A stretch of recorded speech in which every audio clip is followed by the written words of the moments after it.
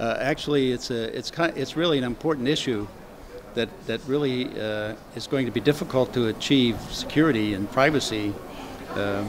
Especially with the espionage that's going on, the way it's set up around the world, basically it's a way of collecting data without anybody knowing it, and even if you want to protect it, you can, by weakening systems in the world, like weakening encryption systems, and also weakening firewalls and operating systems that allow espionage agencies to penetrate them, is also making all of privacy a non-existent commodity.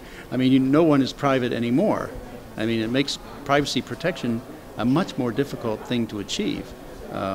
So the issues are really these are really still pretty important issues, that if people want privacy at all, that these are the main things that we have to deal with. And certainly this is very important issues, not just here, but around the world.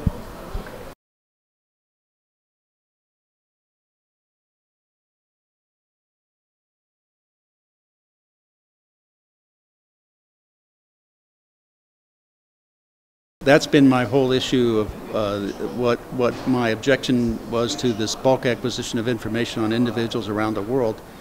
First starting in the U.S. I mean, they first started with U.S. citizens, then they spread it around to the world. So everybody's being treated the same. You're all being treated like U.S. citizens now.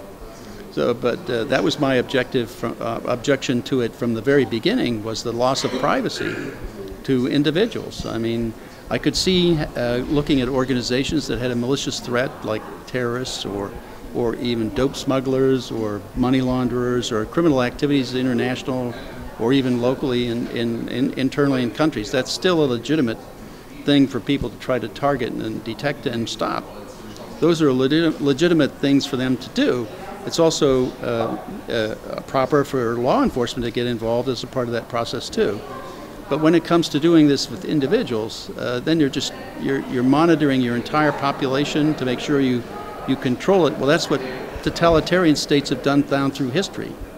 I mean, so what we're doing is migrating towards a totalitarian state away from democracy.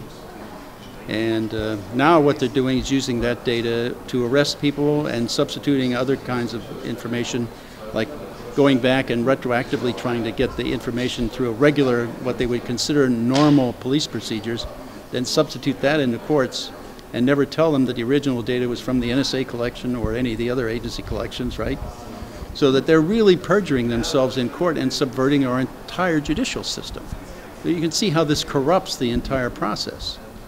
And we're basically losing democracy around the world, not just in the U.S.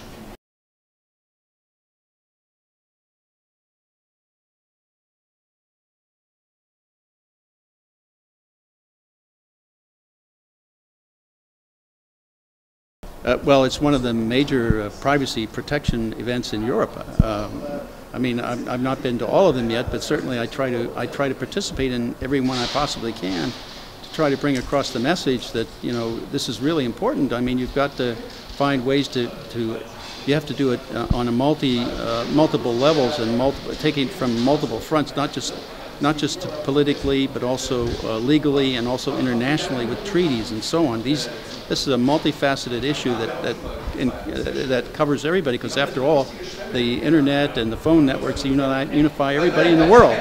So you have to have international agreements as to how we should proceed, or how intelligence agencies can proceed attacking legitimate targets in this environment. No one has really done that yet. So.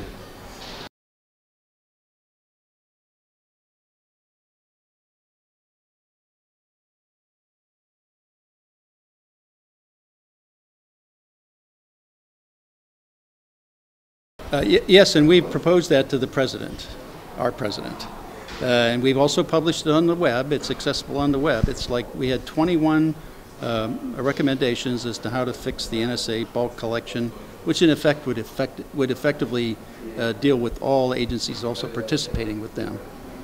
And that had to deal, I mean, the two main issues that were there one was to ensure that they did directed, focused acquisition of information from the very beginning, that they didn't do the bulk acquisition of content or metadata.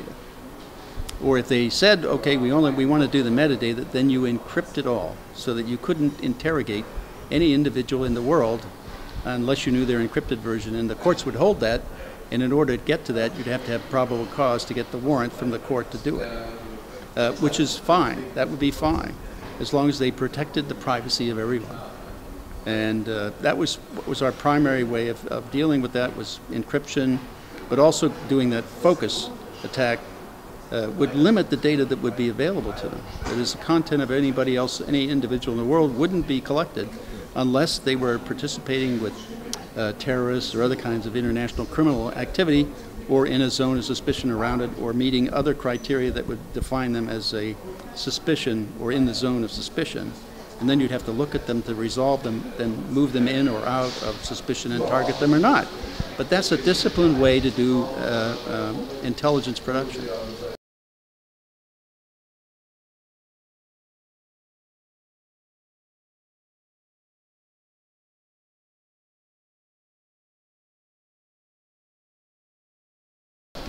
I don't. Because I want my government to know exactly what I'm saying.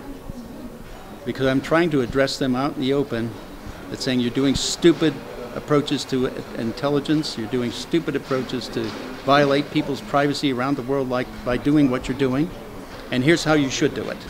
So I want them to know exactly everything I say.